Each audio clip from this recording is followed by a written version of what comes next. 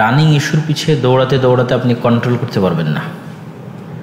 পৃথিবী এত দ্রুত দৌড়াচ্ছে এবং এত দ্রুত চেঞ্জ হচ্ছে যে আপনি একটা ইস্যু ধরবেন, আরেকটা ইস্যু আসবে, ওইটা ধরবেন, আরেকটা আসবে, ওইটা ধরবেন, আরেকটা আসবে। আপনিও দেখবেন যে শুধু যদি রানিং ইস্যু নিয়ে পড়ে থাকেন তাহলে দেখবেন জীবনে আপনি কিছুই করতে পারেননি, কেননা ইস্যুও কোনো দিন শেষ হবে না। আপনার গল্প, কমেন্টস, ফেসবুক পোস্ট, গন্ডগোল, মারামারিও কোনো দিন শেষ হবে না। এই জন্য সাধারণত ইহুদিরা সুদূর প্রসারী পরিকল্পনা করে। আমার দরকার কি, আমার লক্ষ্য উদ্দেশ্য কি, সেইটা অর্জন করার জন্য আমাকে কি করা লাগবে, চোখ কান বন্ধ করে সেটার পিছনে সময় দেওয়া। যেমন মুসলিম হিসেবে আমাদের লক্ষ্য উদ্দেশ্য অবশ্যই আমরা ইসলামের বিজয় দেখতে চাই। তো ইসলামের বিজয় দেখতে চাওয়ার জন্য রানিং ইস্যুর পিছনে ছুটতে থাকা কতটা কার্যকরী আর সুদূর প্রসারী পরিকল্পনা করা কতটা কার্যকরী। আরও যদি একটু ইংরেজি মিলিয়ে বলি তাহলে একটা হচ্ছে অ্যাক্ট আর একটা হচ্ছে রিয়্যাক্ট। রিয়্যাক্ট মানে কোনো কিছু ঘটে গেল, তার পাল্টা পরিপ্রেক্ষিতে আমি রিয়্যাক্ট করলাম। আর আরেকটা হচ্ছে অ্যাক্ট, আমি নির্ধারিত পরিকল্পনার পিছনে বহুদিন থেকে কাজ করে আসতেছি, করেই যাচ্ছি। এটা হচ্ছে অ্যাক্ট। তো মুসলমানেরা সবচেয়ে বেশি কি করে? রিয়্যাক্ট করে। কোন একটা ইস্যু ঘটলো সেটার পিছনে পড়ে যায়, কিন্তু অ্যাক্টের কোনো পরিকল্পনা তাদের থাকে না। ফলত তাদের ইস্যুও কোনো দিন শেষ হয় না।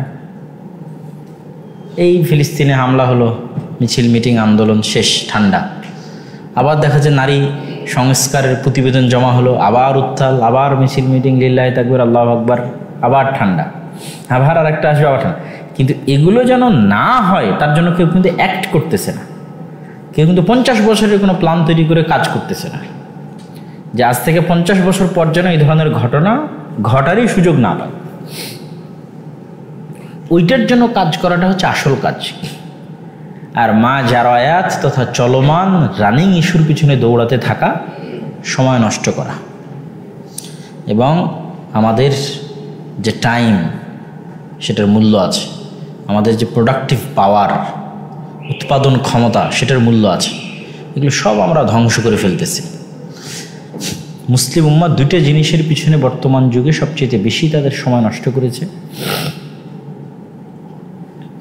সবচেয়ে বেশি তাদের চিন্তা চেতনা এবং তাদের শ্রম নষ্ট করেছে, কিন্তু কোনো ফল ঘরে উঠাতে পারেনি। একটা হচ্ছে মা জারায়াত, রানিং ইস্যুর পিছনে দৌড়াতে থাকা, আর একটা হচ্ছে নির্বাচনের মাধ্যমে বা ইলেকশন বা গণতান্ত্রিক ওয়েতে ইসলাম প্রতিষ্ঠা করা। এটা কিন্তু অনেক শ্রমের ব্যাপার। মানুষ দল তৈরি করা, সংগঠন তৈরি করা, তাদের থেকে ভোট কালেক্ট করা এত সহজ না, অনেক পরিশ্রমের কাজ। কিন্তু পরিশ্রমের রেজাল্ট গত 100 বছরের হিস্ট্রিতে শূন্য। তার মানে আমাদের পরিকল্পনায় ভুল আছে, প্ল্যানিংয়ে ভুল আছে। সঠিক প্ল্যানিং এবং সঠিক পরিকল্পনা অনুযায়ী আগাতে হবে। যার প্রথম কথাটা হচ্ছে অ্যাক্ট করতে হবে। তার মানে কি রিয়্যাক্ট বন্ধ করে দেব? না, রিয়্যাক্ট বন্ধ করা যাবে না, কিন্তু অ্যাক্ট অব্যাহত রাখতে হবে। যেমন যারা নারী সংস্কারের প্রতিবেদন পেশ করেছে, এটা তাদের অ্যাক্টের অংশ, রিয়্যাক্টের অংশ নয়। তারা দীর্ঘদিনের পরিকল্পনা কাজ করেই যাচ্ছে, লেগেই যাচ্ছে। কি আওয়ামী লীগ ক্ষমতায়, কি বিএনপি ক্ষমতায়, কি ইউনূস সরকার ক্ষমতায়, নন স্টপ ওই একটা এজেন্ডা নিয়ে কিন্তু তারা পড়েই আছে, কাজ করছেই, চলছেই। এটা অ্যাক্টের অংশ।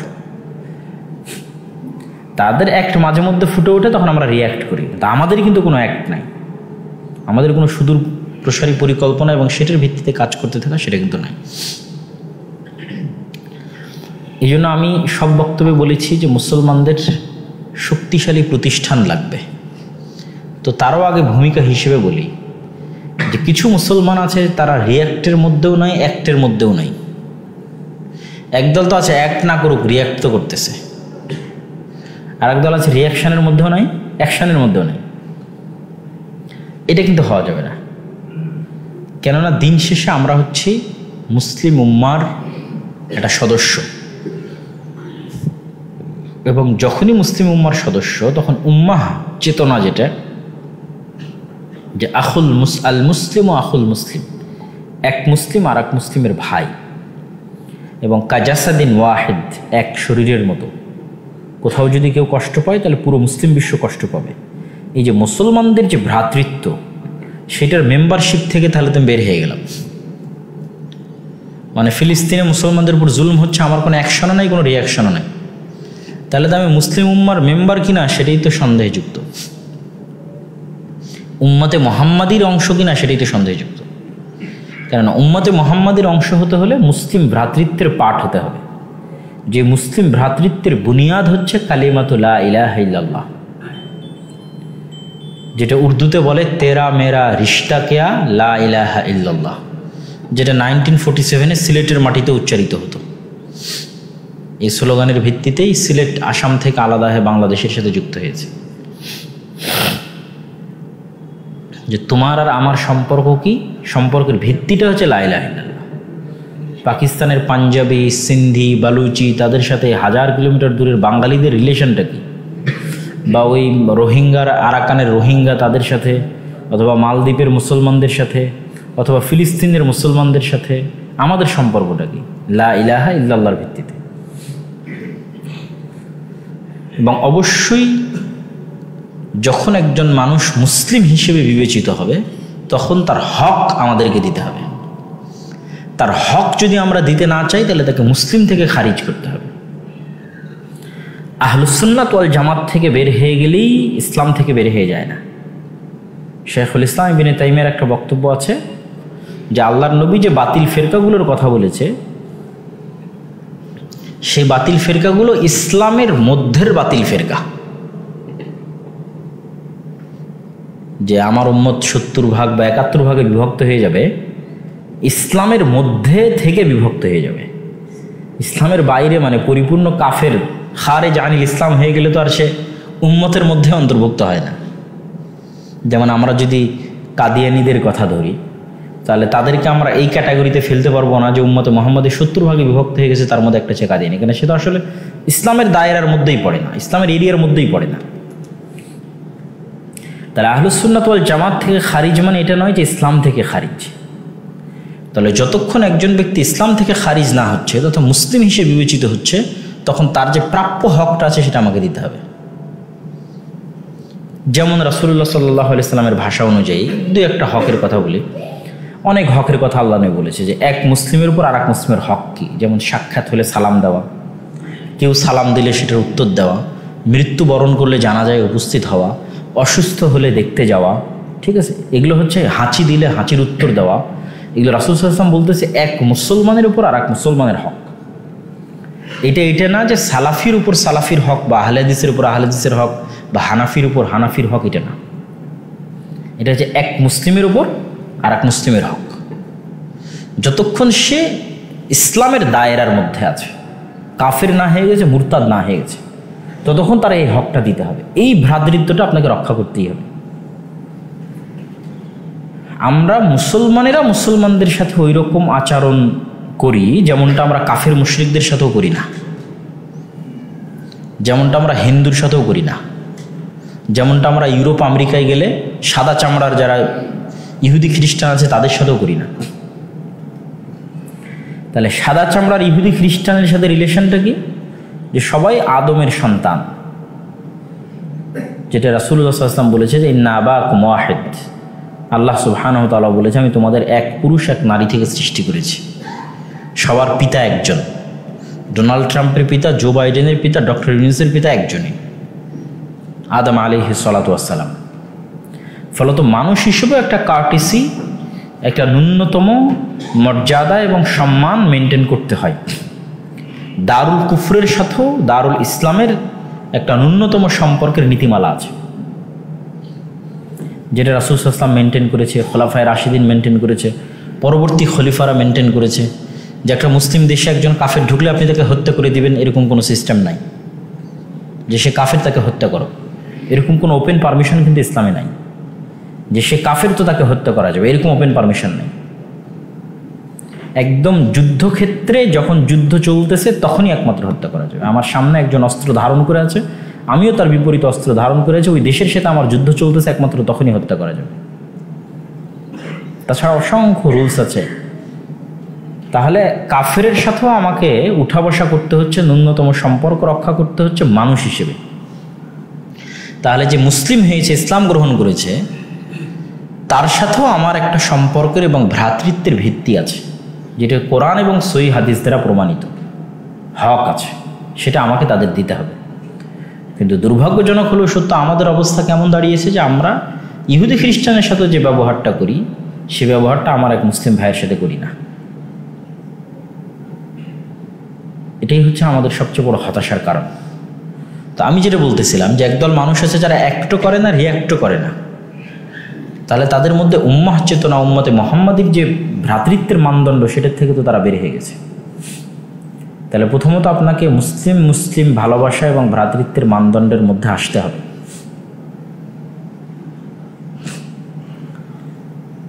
এবং সেই ভ্রাতৃত্ব রক্ষা করার চেষ্টা করতে হবে। তাহলে সেই ভ্রাতৃত্ব রক্ষা করতে গেলেই ফিলিস্তিনের মুসলমানদের কষ্টে আপনাকে কষ্টিত হতে হবে, আরাকানের রোহিঙ্গা মুসলমানদের দুঃখে আপনাকে দুঃখিত হতে হবে, সেটাই ভ্রাতৃত্বের মানদণ্ড।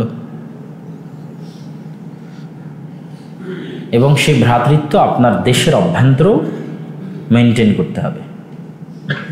যে আমাদের দেশের অভ্যন্তরে দেখা যাচ্ছে যে একটা সেকুলার পার্টির সাথে আমার যে রিলেশন আছে, সেকুলার নেতার সাথে আমার যে রিলেশন আছে, আমার মুসলিম ভাইয়ের সাথেও আমি সেই রিলেশনটা রক্ষা করতেছি না।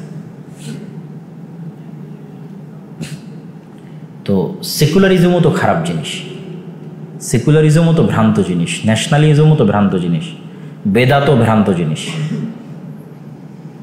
কিন্তু আমি একজন সেকুলার পার্টির সাথে ঠিকই গুড রিলেশন মেনটেন করতেছি, সেকুলার নেতার সাথে গুড রিলেশন মেনটেন করতেছি, কিন্তু আমার আর এক মুসলমান ভাইয়ের থেকে দূরত্ব বজায় রাখতেছি, শুধু মুসলমান না। এরকমও আমাদের নজির আছে যে দেখা যাচ্ছে আমরা সালাফি আহলে হাদিস, কিন্তু 2-3টা গ্রুপ আছে। তাহলে এক গ্রুপ আর এক গ্রুপের সাথে ওই রকম দূরত্ব মেনটেন করতেছে যেরকম দূরত্ব সে একটা কাফের মুশরিকের সাথে মেনটেন করে না, কিন্তু ঠিকই সেকুলার পার্টির নেতা এবং তাদের যারা দায়িত্বশীল আছে তাদের সাথে কিন্তু উঠা বসা করতেছে। তাহলে ওয়ালা এবং বারাটা কিন্তু ধ্বংস হয়ে যাচ্ছে, ওয়ালা এবং বারার যে ভিত্তিটা আছে সেটা কিন্তু নষ্ট হয়ে যাচ্ছে। ওয়ালা বারার ভিত্তিটা আমাদেরকে ঠিক করতে হবে। এটা যেমন দেশের মধ্যে, ঠিক তেমন দেশের বাইরে। তারপরে আমরা আসি যে আমরা কি করতে পারি। আমরা বাংলাদেশের নাগরিক হিসেবে, মুসলিম উম্মার একজন মেম্বার হিসেবে, উম্মতে মুহাম্মাদির একজন সদস্য হিসেবে দেশের অভ্যন্তরের জন্য আমরা কি করতে পারি, দেশের বাইরের জন্য আমরা কি করতে পারি। তো আমি প্রথমেই বলবো, সুদূর প্রসারী পরিকল্পনা নিয়ে অ্যাক্ট করতে হবে। এবং সেই অ্যাক্টের সবচেয়ে বড় মাধ্যম হচ্ছে শক্তিশালী প্রতিষ্ঠান, যেটা আমার বহু বক্তব্যে আমি তুলে ধরেছি।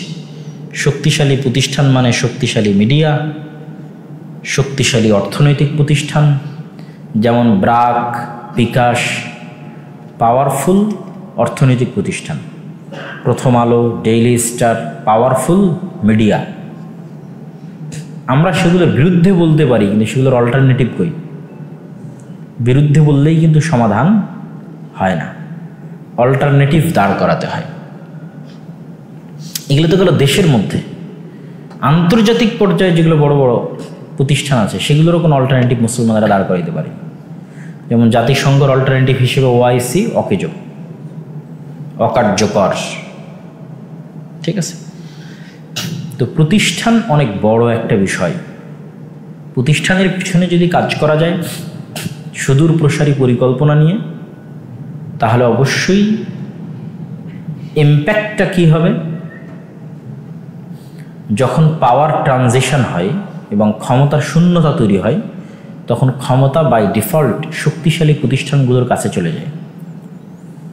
যেমন গত ফ্যাসিজম যখন বিদায় নিল,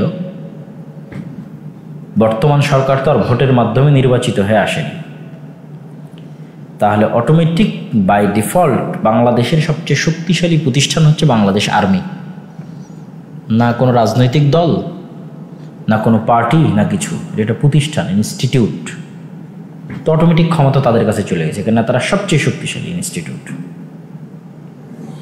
তারপর আস্তে আস্তে এনজিও থেকে শুরু করে আর যারা শক্তিশালী ইনস্টিটিউট ছিল তাদের লোকজনের কাছে ক্ষমতাটা চলে গেছে। সেটা মিডিয়ার হোক, আর গ্রামীণ ব্যাংক হোক, আর অধিকার হোক, যত প্রতিষ্ঠান বাংলাদেশে প্রতিষ্ঠিত ছিল, পাওয়ারফুল ছিল, তাদের কাছে ক্ষমতা চলে গেছে। কিন্তু দেখবেন রাস্তায় শতভাগ ছিল ইসলামপন্থী সাধারণ জনগণ, যারা ধর্মপ্রাণ, যারা ধর্মকে অনুসরণ করে সেটা বলবে না, ধর্ম মানে সেটা বলবে না, কিন্তু ধর্মকে ভালোবাসে, ইসলামকে ভালোবাসে, এরকম মানুষের সংখ্যা সবচেয়ে বেশি। কিন্তু তাদের কোনো প্রতিনিধিত্ব নাই। কেন? তাদের ওই রকম শক্তিশালী প্রতিষ্ঠান তৈরি হয়নি। এই জন্য পঙ্গপালের মতো লক্ষ কোটি ভোটারের কোনো ভ্যালু নাই। পঙ্গপালের মতো লক্ষ কোটি ভোটার দিয়ে দুই একটা প্রোগ্রামই করা যাবে, সমাবেশই করা যাবে, দুই একটা আসন জিতা যাবে। কিন্তু একটা শক্তিশালী প্রতিষ্ঠান অনেক পাওয়ারফুল, অনেক ভারী রাষ্ট্রের উপর, সেটা যদি তৈরি করা যায়।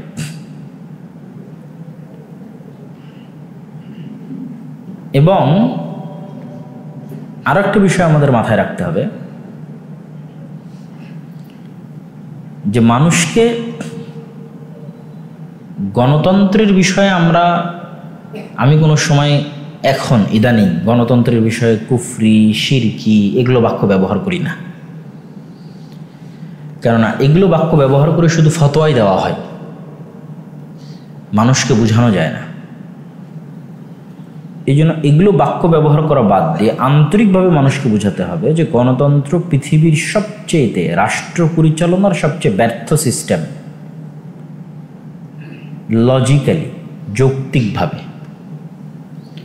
যৌক্তিকভাবে বর্তমান বিশ্বে ডেমোক্রেসি, রাষ্ট্র পরিচালনার সবচেয়ে ব্যর্থ সিস্টেম। এখানে গণতন্ত্রের গও নাই, গণতন্ত্রের মধ্যে গণতন্ত্রের গও নাই। কেননা এটা উপর থেকে আসে, উপর থেকে যেহেতু আসে সেহেতু গণতন্ত্র প্রতিষ্ঠিত হয় না। বটম থেকে, নিচ থেকে যদি আসতো গণতন্ত্র প্রতিষ্ঠিত হতো। উপর থেকে আসে বলতে ধরেন একটা পার্টি আছে, পার্টির হেড আছে, তাহলে মনোনয়ন বিক্রি হবে, এটা আর নিচ থেকে আসতেছে না, এটা হচ্ছে পার্টি হেডের ডিসিশন আসতেছে যে কাকে মনোনয়ন দিবে। জনগণ কিন্তু কাউকে মনোনয়ন দিচ্ছে না, পার্টি হেড মনোনয়ন দিচ্ছে। পার্টি হেড কীভাবে মনোনয়ন দিচ্ছে? অবশ্যই যে তাকে সবচেয়ে বেশি টাকা দিতে পেরেছে তাকেই মনোনয়ন দিচ্ছে। সে টাকাটা পাচ্ছে কোথায়? দেশে প্রতিষ্ঠিত সবচেয়ে বড় দুর্নীতিবাজ ব্যবসায়ী যারা আছে তাদের কাছ থেকে পাচ্ছে। তাহলে সবচেয়ে দুর্নীতিবাজ ব্যবসায়ীর কাছ থেকে টাকা নিয়ে এসে মনোনয়ন ক্রয় করা হচ্ছে, একটা পার্ট শেষ। 2 নম্বর পার্টে কি? জনগণের কাছে ভোট ক্রয় করা হচ্ছে। তখন ওই দুর্নীতিবাজ ব্যবসায়ীর টাকা নিয়ে এসে জনগণের মধ্যে টাকা বন্টন করে ভোট ক্রয় করা হবে। তাহলে জনগণকে জিম্মি করে আগামী 5 বছর আমি চুরি করব, ডাকাতি করব, রাহাজানি করব, ধর্ষণ করব, তার অনুমতি নিব।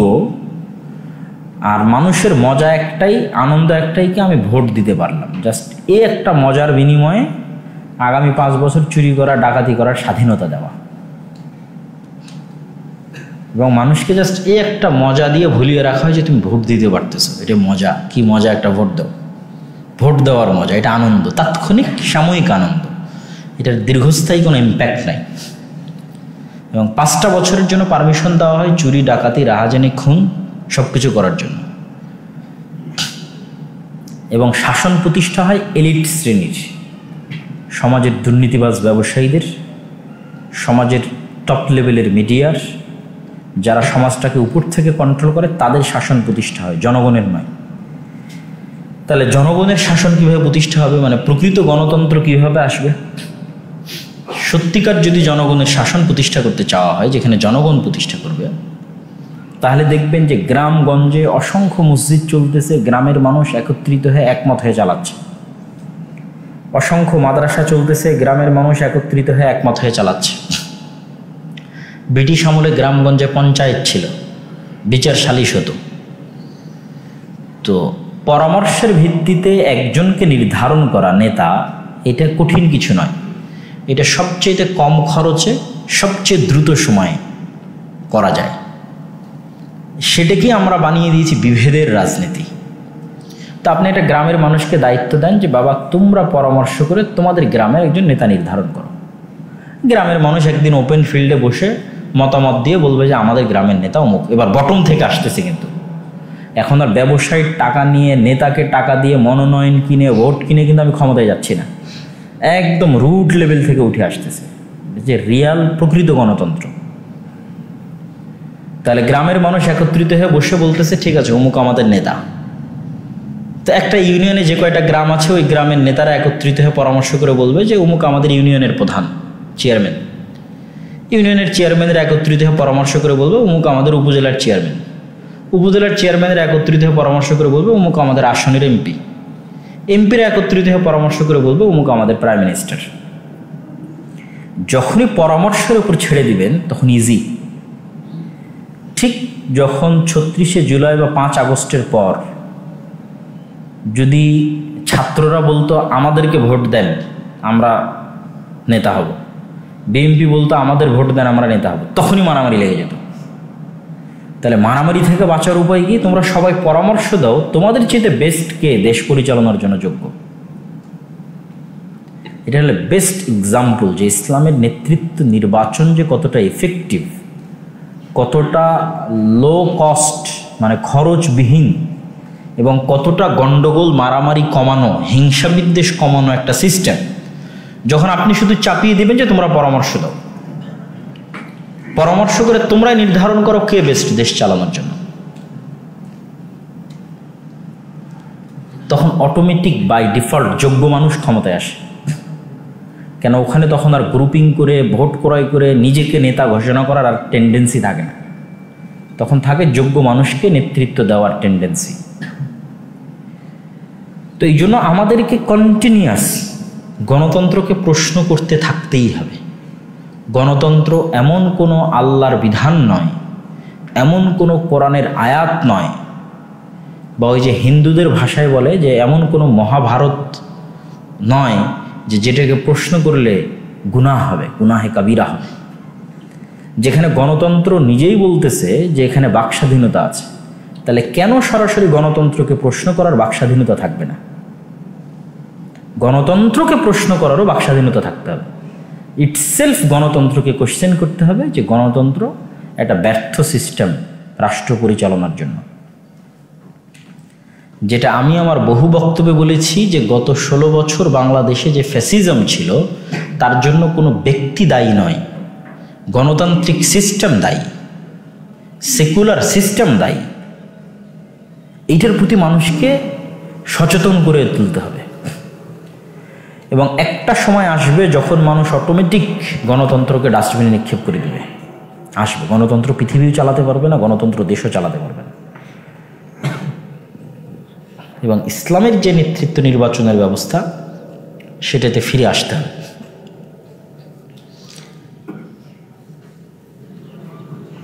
আমি যেটা বলছিলাম যে আমাদেরকে অ্যাক্ট করতে হবে, সুদূর প্রসারী পরিকল্পনা নিয়ে আগাতে হবে, শক্তিশালী প্রতিষ্ঠান তৈরি করতে হবে, কন্টিনিউয়াস গণতন্ত্রকে প্রশ্ন করতে থাকতে হবে।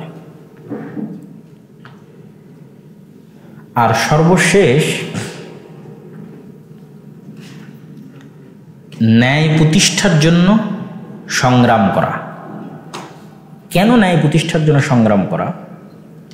রুট লেভেল থেকে প্রকৃত ইসলামী নেতৃত্ব তৈরি করা।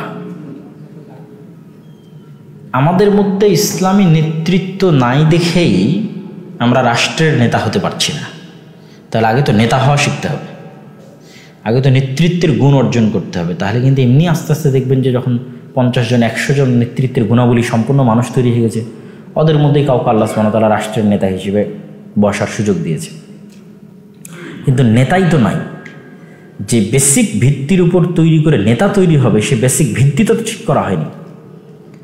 নেতাই তো তৈরি হচ্ছে হিংসা নিয়ে, বিদ্বেষ নিয়ে, বিরোধিতা নিয়ে। কারণ এটা গণতন্ত্র। যখন আপনি গণতান্ত্রিক রাজনীতি করবেন, আরেকজনের বিরুদ্ধে বলতে হবে, মুনাফিকি করতে হবে, মিথ্যা বলতে হবে, তাহলে তো আপনি ইসলামের যে লিডারশিপ ওইটা মেনটেন করতে পারতেছেন না, ওইটার বাইরে চলে যাচ্ছেন। তাহলে আপনার দিয়ে অন্য কিছু হলেও অন্তত ইসলাম প্রতিষ্ঠা হবে না আল্লাহর দৃষ্টিতে। কেন আল্লাহ সুবহানাহু ওয়া তাআলার দৃষ্টিতে ইসলাম প্রতিষ্ঠা মানে ন্যায় বিচার প্রতিষ্ঠা। আল্লাহ সুবহানাহু ওয়া তাআলার দৃষ্টিতে রাষ্ট্রে ইসলাম প্রতিষ্ঠা মানে ন্যায়পরায়ণতা, সত্যবাদিতা প্রতিষ্ঠা। এটা ব্র্যান্ডিং ইসলামের, যেটা ঈসা আলাইহিস সালামের ক্ষেত্রে রাসূলুল্লাহ সাল্লাল্লাহু আলাইহি ওয়াসাল্লাম বলেছে তিনি হাকামান মুকসিতা, ন্যায় বিচার প্রতিষ্ঠাকারী শাসক হবেন। এটা ঈসা আলাইহিস সালামের যে রাষ্ট্র ব্যবস্থা আসবে তার ব্র্যান্ডিং।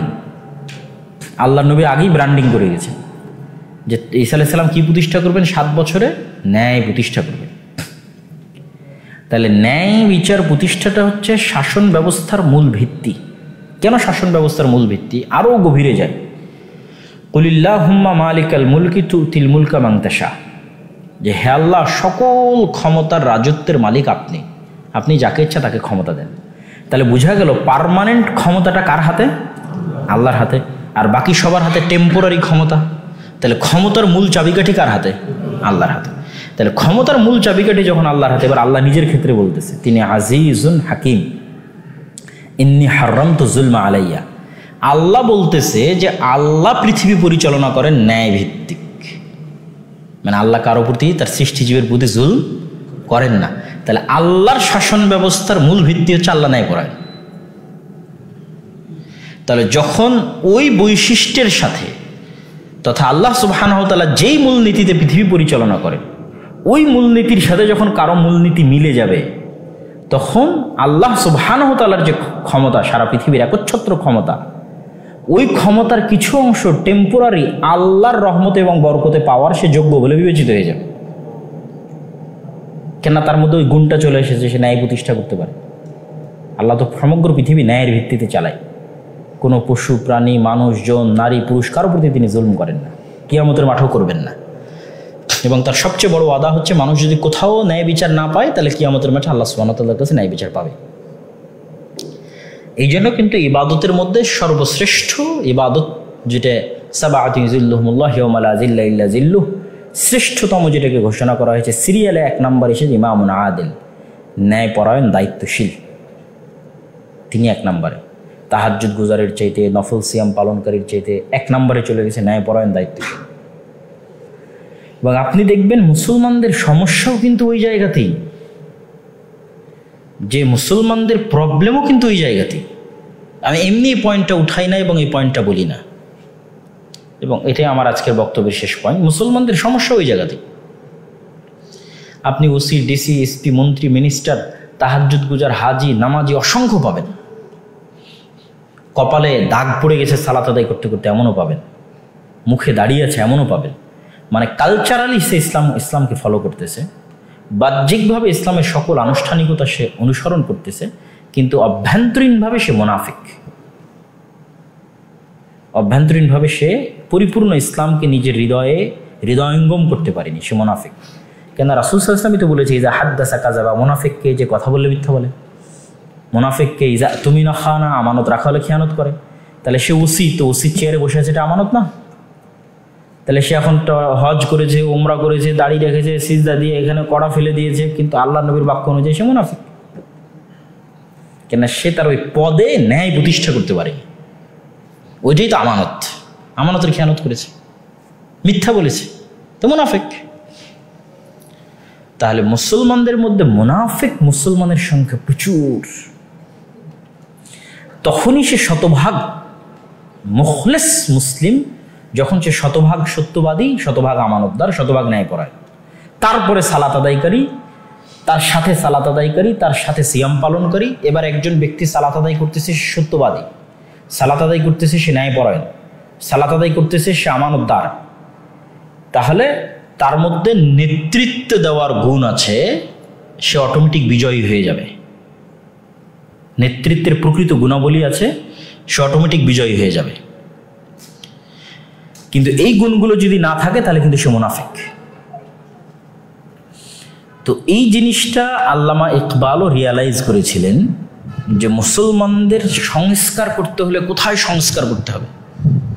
মুসলমানদের মধ্যে প্রকৃত নেতা তৈরি হচ্ছে না, আর গণতন্ত্র তো আরও এই ধরনের নেতা তৈরি করতে দিতে পারবে না। এটা গণতন্ত্রের সিস্টেমের মধ্যে নাই। কেন? গণতন্ত্রের মধ্যে পরস্পরের প্রতি বিদ্বেষ, হিংসা, মিথ্যা, ধোঁকা না করলে ওই রাজনীতিতেই আপনি টিকতে পারবেন না। সিস্টেমটাই এমন। তাহলে ওর মধ্যে ঢুকেছেন তো মানে লিডারশিপ নষ্ট হয়ে গেছে, ইসলামের লিডারশিপ নষ্ট হয়ে গেছে। তাহলে ইসলামের লিডারশিপের এই গুণ আগে মুসলমানদের অর্জন করতে হবে, এটা উনিও বুঝতে পেরেছিলেন ইউরোপ সফরের পর।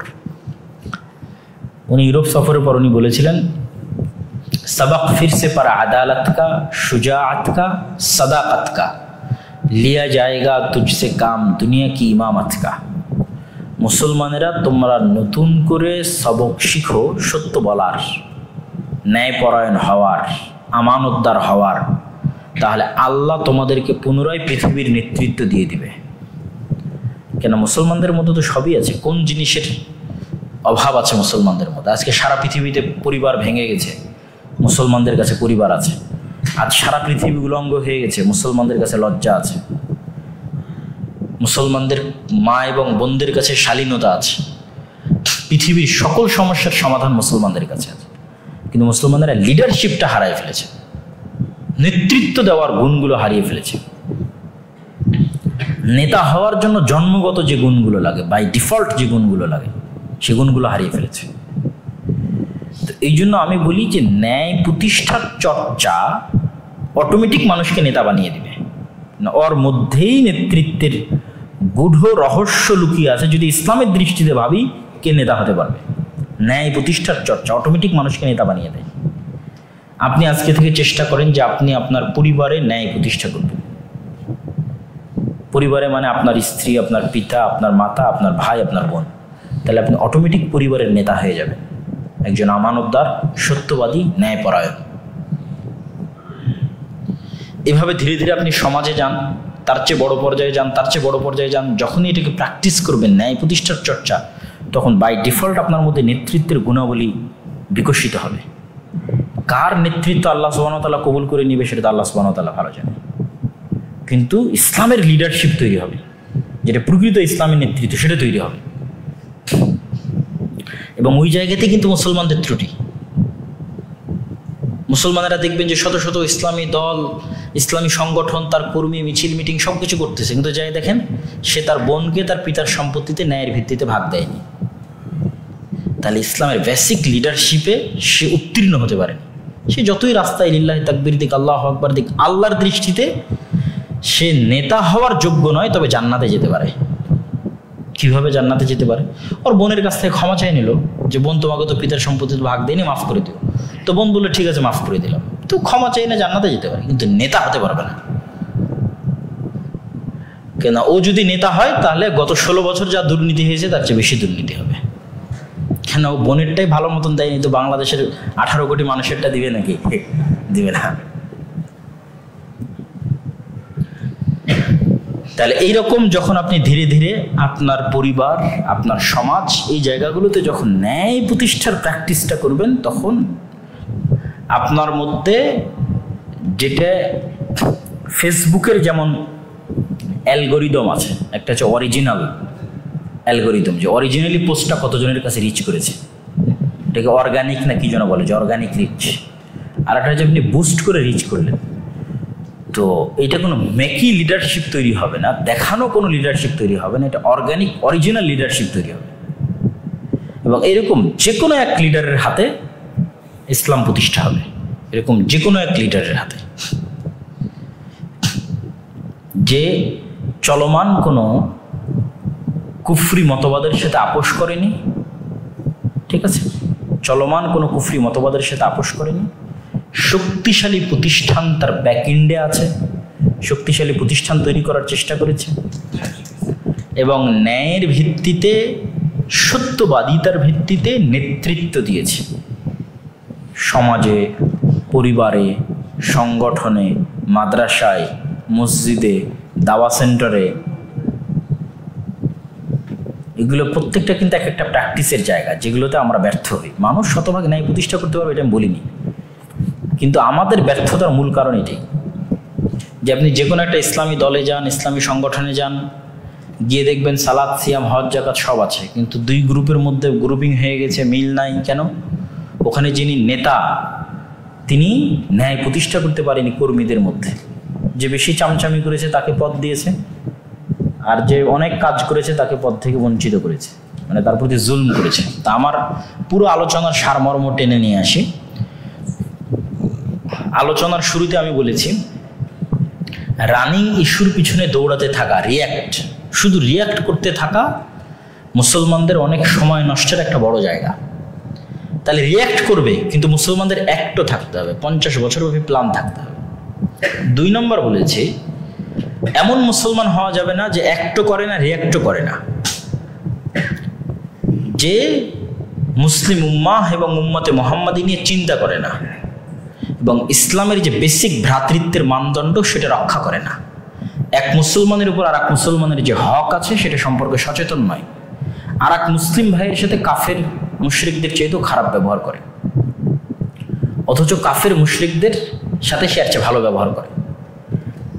আর আহলুস সুন্নাত ওয়াল জামাত থেকে খারিজ মানে ইসলাম থেকে খারিজ নয়। এই কয়েকটা জিনিস যদি ব্রেনে ঠিক মতো বসে যায়, তাহলে এবার আপনি অ্যাক্ট করার জন্য অন্য মুসলমানদের সাথে তাদের খোঁজ খবর রাখা, তাদেরকে বিপদে আপদে সহযোগিতা করা, ভালোবাসার সম্পর্ক রক্ষা করা, এগুলোর বিষয়ে তখন আপনি চিন্তা করতে পারবেন এবং আপনার মধ্যে একটা গ্লোবাল চিন্তা কাজ করবে। একটা সংকীর্ণ গণ্ডির মধ্যে থেকে ঊর্ধ্বে উঠে পুরো বাংলাদেশ, পুরো মুসলিম বিশ্ব নিয়ে চিন্তা করে ইসলাম এবং মুসলমানদের বৃহত্তর স্বার্থে কি করণীয় সেটা নিয়েও আপনি কোনো উদ্যোগ নিতে পারবেন। উদ্যোগ নিতে হলে কি করতে হবে? উদ্যোগ নিতে হলে মানুষের ভোট নেওয়ার যে চেষ্টা, এটা খুবই ব্যয়বহুল এবং খুবই সময় নষ্টকারী। সেটা যদি কেউ অব্যাহত রাখতে চায়, আমি তাদেরকে কুফরি, শিরকি এগুলো কোনো সময় কোনো কিছু বলি না, বলবও না।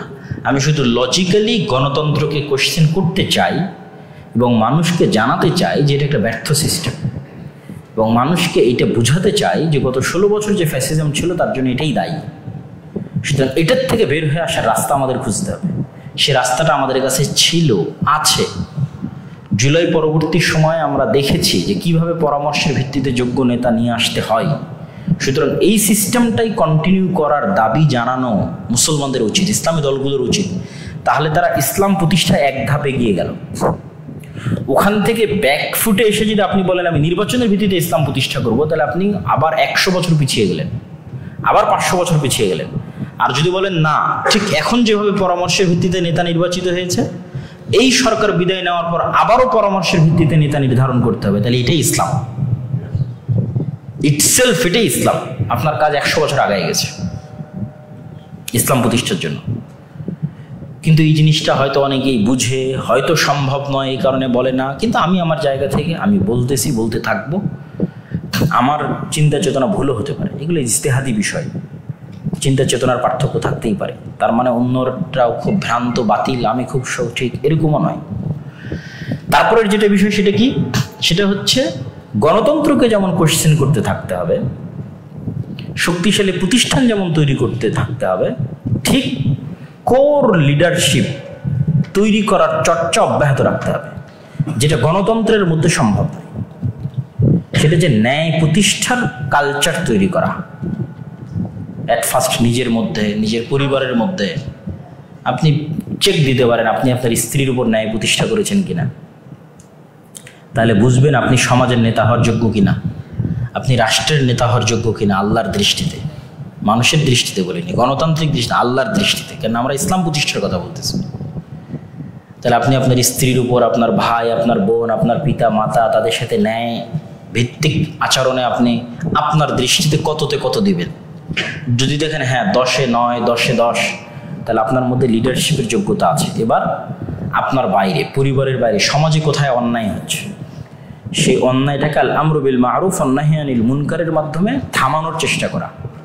অস্ত্র উত্তোলন নয়, মুখের বাধাটাও অনেক, কিন্তু আপনি ন্যায় প্রতিষ্ঠার চেষ্টা করতেছেন। এটা আপনার মধ্যে লিডারশিপ তৈরি করবে। এবং কখন কাকে কিভাবে আল্লাহ সুবহানাহু ওয়া তাআলা কবুল করবে আল্লাহ সুবহানাহু ওয়া তাআলা জানেন, এবং সেই কবুলিয়তের জন্য অপেক্ষা করতে হবে, তাড়াহুড়ো করা যাবে না, ধৈর্য ধারণ করতে হবে। এরকম চান্স অনেক আসবে। যেমন 5ই আগস্টে যে চান্স এসেছে, আপনাকে প্ল্যান করতে হবে আজ থেকে 50 বছর পর আর একটা 5ই আগস্ট সংঘটিত হচ্ছে। তখন তো আর নির্বাচনের ভিত্তিতে ক্ষমতা হস্তান্তর হবে না। তখন যেন ইসলাম ক্ষমতায় যেতে পারে, তার প্ল্যাটফর্ম রেডি করতে হবে। এটাই। এবং অবশ্যই আল্লাহ সুবহানাহু ওয়া তাআলার উপর ভরসা এবং আল্লাহ সুবহানাহু ওয়া তাআলার উপর আস্থা রাখতে হবে। এই বলে আমি আমার সংক্ষিপ্ত বক্তব্য এখানেই শেষ করছি। প্রশ্ন যদি জমা হয় তাহলে প্রশ্নের উত্তর দেব ইনশাআল্লাহ।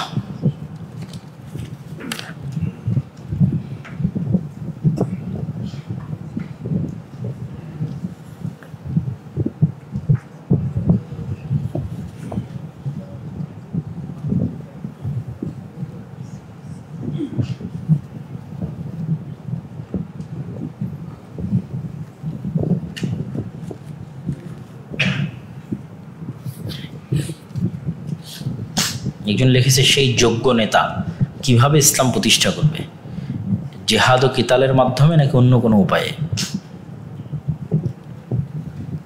পরিবেশ পরিস্থিতি কথা বলে এবং পরিবেশ পরিস্থিতিতে সঠিক সিদ্ধান্ত নিতে পারাটাও কিন্তু যোগ্য নেতৃত্বের পরিচয়।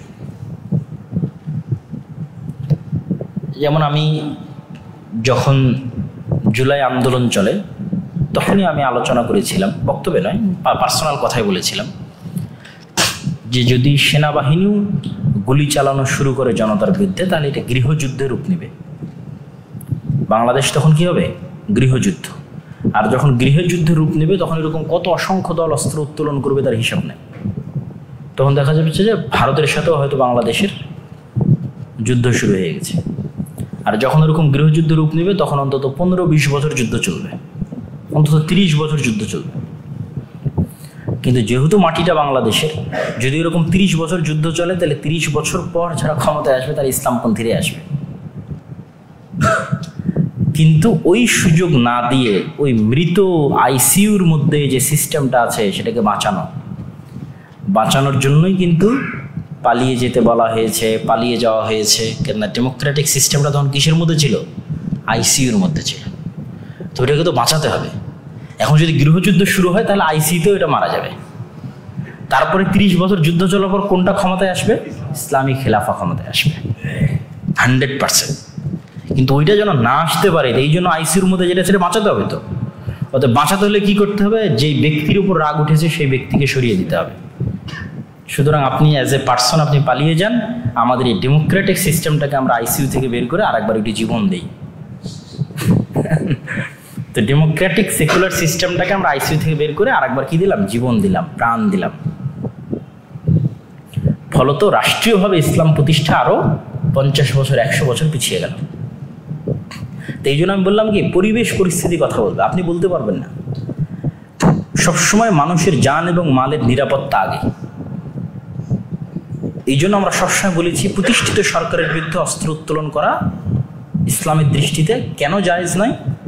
কেননা এখানে মানুষের জান এবং মালের নিরাপত্তার অভাব ঘটে, রক্ত প্রবাহিত হবে, মুসলমানদের রক্ত। নিরপরাধ এবং নিরস্ত্র মুসলমানদের রক্ত প্রবাহিত হবে, তার জীবন রক্ষা করা হবে।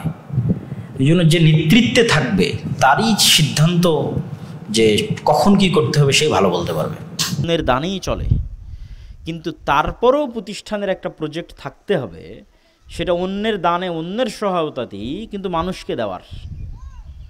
মানে প্রতিষ্ঠান যদি এর মধ্যেই সীমাবদ্ধ থাকে যে শুধু নিবে, আমার প্রতিষ্ঠানের ছাদ লাগবে, বিল্ডিং লাগবে, বাড়ি লাগবে, মসজিদ লাগবে, শুধু সমাজের মানুষ দিচ্ছে। আপনি প্রতিষ্ঠানের আরও একটা প্রজেক্ট চালু করেন যে এই প্রতিষ্ঠান সমাজের মানুষের সহযোগিতাতেই সমাজের মানুষের উপকার করবে। যেমন আমরা আমাদের একটি প্রজেক্টের ঘোষণা দিয়েছি, যেগুলো আমাদের এই মুআদালাভুক্ত জামিয়া সালাফিয়ার সাথে অধিভুক্ত এই সমস্ত শিক্ষা প্রতিষ্ঠান এবং এই সমস্ত পরিচালিত যে মক্তবগুলো পরিচালিত হচ্ছে এগুলো থেকেই পরিচালিত হবে। সেটা হচ্ছে করজে হাসানা, এবং এগুলোর কার্যক্রমও মোটামুটি আমাদের শুরু হয়েছে আলহামদুলিল্লাহ। সুদমুক্ত করজে হাসানা, এবং শুধু উদ্যোক্তাদের দেওয়া, যারা এটা ব্যবসায়িক কাজে লাগাবে, ছোট ক্ষুদ্র ব্যবসা। এরকম কাউকে নয় যে বিলাসী পণ্য কিনতে লোন নেবে।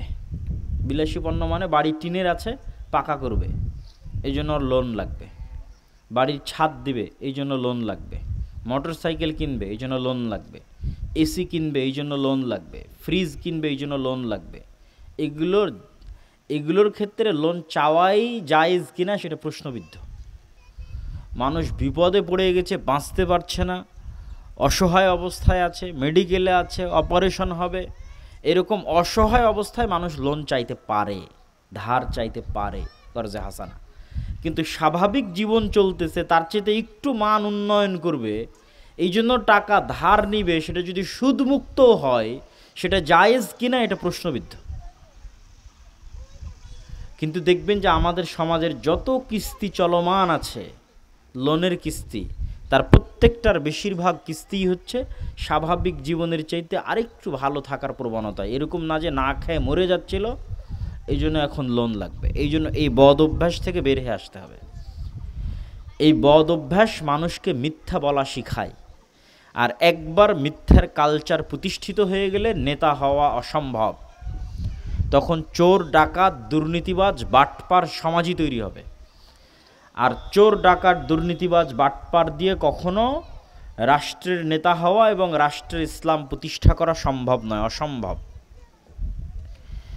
এই জন্য আমরা যারা ক্ষুদ্র উদ্যোক্তা, ক্ষুদ্র ব্যবসায়ী, তাদেরকে আমাদের সাধ্যের মধ্যে থেকে আমরা বিনা সুদে কর্জে হাসানা দেওয়ার উদ্যোগ নিয়েছি, যেগুলো এই ধরনের প্রতিষ্ঠানগুলো থেকেই বিতরণ হবে, যা এই প্রতিষ্ঠানগুলোর ক্ষমতা বৃদ্ধি করতে সহায়তা করবে।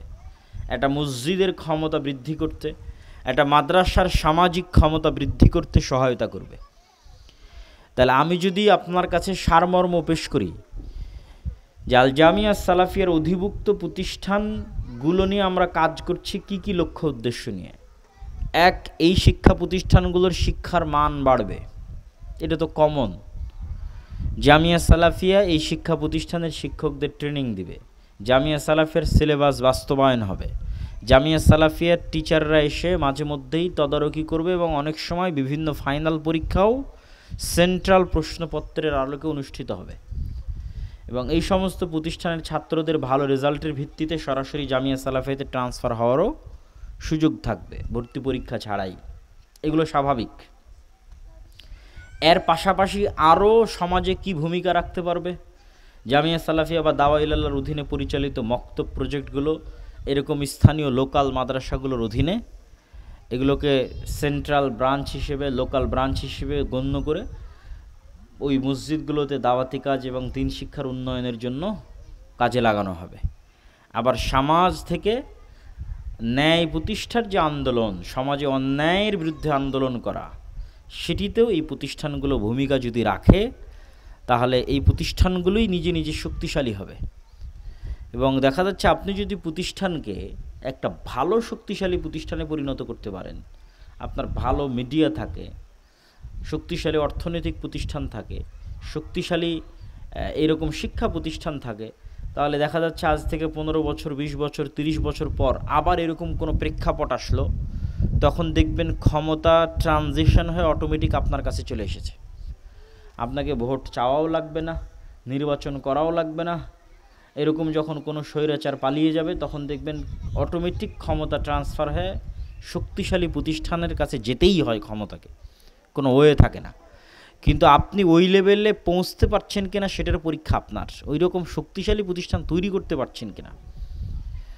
তো এই একটা সামগ্রিক, একটা হচ্ছে একদম বহু দূরের লক্ষ্য, আর একটা হচ্ছে একদম নিকটের লক্ষ্য উদ্দেশ্য। নিকটের লক্ষ্য উদ্দেশ্য যেগুলো শুরুতে বললাম, শিক্ষার মান উন্নয়ন, যেগুলো চলছে, এবং আমাদের পক্ষ থেকে যে সহযোগিতা জামিয়া সালাফিয়ার সাথে অধিভুক্ত হওয়ার, যেমন আমার আজকে উপস্থিত হওয়া, এটাও আল্লাহর সন্তুষ্টির জন্য এই দ্বীনি প্রতিষ্ঠানকে সহযোগিতা করা। এবং এখান থেকে বের হয়ে জামালপুর যাব, সেখানে আরেকটা প্রতিষ্ঠানে উপস্থিত হব, অথচ দেখা যাচ্ছে যে এরকম দিনে 2টা জালসাও যদি নেওয়া যায়, যত মানুষ জালসা নিতে আসে, যত মানুষ প্রোগ্রাম এবং সম্মেলন করার জন্য আসে, তাদের জালসা সম্মেলন নিলেও সে যাতায়াত খরচও দিয়ে দিবে, আবার অতিরিক্ত হাদিয়াও দিবে। আর এখানে নিজের পক্ষ থেকে খরচ করে এই প্রতিষ্ঠানগুলোতে আসতেছি, এরকম 200 মসজিদ মক্তব সফর করেছি, এটা মাদ্রাসা সফরের 5ম মাদ্রাসা সফর। এগুলোর কোনো লক্ষ্য উদ্দেশ্য নাই, দুনিয়াবি কোনো স্বার্থ নাই, এটার একটাই লক্ষ্য উদ্দেশ্য যে আমার সময় ওই বিভিন্নভাবে জালসা সম্মেলনের মাধ্যমে ব্যয় হয়ে নির্ধারিত কোনো লক্ষ্য উদ্দেশ্যে পৌঁছতে পারছে না, সেটার চাইতে এটা নির্ধারিত লক্ষ্য উদ্দেশ্যে পৌঁছার জন্য, গঠনমূলক একটা সমাজের মানোন্নয়নের জন্য যদি আমি আব্দুল্লাহ আমাকে এরকম পরিশ্রম করা লাগে, সময় দেওয়া লাগে, মেধার শ্রম, নিজের সময়, অর্থনৈতিক খরচ, তো আল্লাহর সন্তুষ্টির জন্য আমরা সেটা করতে প্রস্তুত আছি ইনশাআল্লাহ। আল্লাহ সুবহানাহু ওয়া তাআলা যেন আমাদের এই নেক নিয়াতকে কবুল করে, বলেন আল্লাহুম্মা আমিন। আর পাশাপাশি মাসিক আল ইতিসামকে মূল্যায়ন করার চেষ্টা করতে হবে। আমি জানি না এখানে আসে কিনা, অথবা গাড়িতেও আজকে আছে কিনা তাও জানা নাই। নিয়মিত মাসিক আল ইতিসামের সম্পাদকীয় লিখি। মাসিক আল ইতিসামে এরকম দেশি বিদেশি শিক্ষকদের সমন্বয়ে যে ফতোয়া বোর্ড আছে, সেই ফতোয়া বোর্ড থেকে ফতোয়া যায়। এটা বাংলাদেশের একমাত্র ফতোয়া বোর্ড যেখানে বিদেশের বড় বড় মুহাদ্দিসরা অংশগ্রহণ করে। জামিয়া সালাফিয়া বানারসের মুহাদ্দিসগণ অংশগ্রহণ করে এই ফতোয়া বোর্ডে। দেশের তো করেই, দেশে তো শেখ আব্দুর রাজ্জাক বিন ইউসুফ আছেনই, শেখ আব্দুল খালেক আর সালাফি 50 বছর থেকে বুখারী দার্স দিয়েছেন, তিনি তো আছেনই। তো মাসিক আল ইতিসামকে মূল্যায়ন করা, দাওয়া ইলাল্লাহর মক্তব কার্যক্রমকে মূল্যায়ন করা, দিনী শিক্ষা প্রতিষ্ঠানের এই নতুন যে উদ্যোগ আমরা নিয়েছি সেটিকে মূল্যায়ন করা, এবং এটির সাথে আর পরবর্তীতে ধারাবাহিকভাবে আসবে কর্জে হাসানা প্রজেক্ট, যেটা আপনাদের এখানেও আসবে, আপনারা সময়ের সাথে সাথে জানতে পারবেন। এগুলো সবগুলোকে মূল্যায়ন করা এবং ন্যায় নিষ্ঠা আমানতের সাথে এই দায়িত্বগুলো পালন করার চেষ্টা করা, বলেন ইনশাআল্লাহ। এই যে মসজিদে হামলা হচ্ছে, মসজিদ বন্ধ হয়ে যাচ্ছে, এগুলোতে আমি কখনো বিচলিত হই না। কেননা আমি জানি যে মসজিদে হামলা হয়েছে এখানে একদিন বিল্ডিং দিয়ে মসজিদ হবেই হবে ইনশাআল্লাহ। পৃথিবীতে কোথাও বাধা দিয়ে সত্যকে দমন করা যায় না। কিন্তু সমস্যা কোথায়, কখন ধ্বংস হয় জানেন? যখন ভিতরে ভিতরে মারামারি লাগে, যখন আমানতের খেয়ানত হয়, ন্যায়পরায়ণতার অভাব হয়। এই মাদ্রাসা কেউ এসে বাহির থেকে এসে ষড়যন্ত্র করে বন্ধ করে দিবে আর বন্ধ হয়ে যাবে, এটা আমি বিশ্বাস করি না। কিন্তু এই মাদ্রাসার মধ্যেই যখন গণ্ডগোল লেগে যাবে তখন আসলেই বন্ধ হয়ে যেতে পারে মাদ্রাসা। তো ন্যায়পরায়ণতা এবং আমানতদারিতে উঠে গেলে সেখান থেকে কল্যাণ এবং বরকত উঠে যায়। তো এই জন্য যে কাজের সাথে আপনারা যুক্ত থাকেন না কেন, ইখলাসের সাথে, ন্যায়পরায়ণতার সাথে, আমানতদারিতার সাথে যুক্ত থাকবেন। আল্লাহ আপনাদের এই মাদ্রাসা সালাফিয়াকে কবুল করুক, আল্লাহুম্মা আমিন। আর একটা বিষয়ের আমরা ওয়াদা দিচ্ছি না, তবে না চাইতেই যেমন 500 মসজিদের শিক্ষকদের আমরা ন্যূনতম হলেও হাদিয়া পৌঁছাতে পেরেছি রমজানে, আল্লাহর দয়ার তো অভাব নাই। আমরা যদি পারি বৎসরে 6 মাসে এই সমস্ত দিনী শিক্ষা প্রতিষ্ঠানকে কিছু অর্থনৈতিক সহযোগিতাও যদি আল্লাহ আমাদের করার তৌফিক দেয়, তো আমরা করব না কেন? চেষ্টা ইনশাল্লাহ করব। তৌফিক দেওয়ার মালিককে আল্লাহ। আল্লাহ সুবহানাহু ওয়া তাআলা কবুল করুক, আল্লাহুম্মা আমিন। এই বলে আমার বক্তব্য, আমার আলোচনা শেষ করলাম। আপনাদের কোনো কথা অথবা প্রশ্ন থাকলে বা কোনো কথা না থাকলে বৈঠক শেষের সমাপনী বক্তব্য দিয়ে শেষ করে দিন। আসসালামু আলাইকুম। সভাপতি সাহেব সমাপ্তি বক্তব্য দাবি আর কিছু না।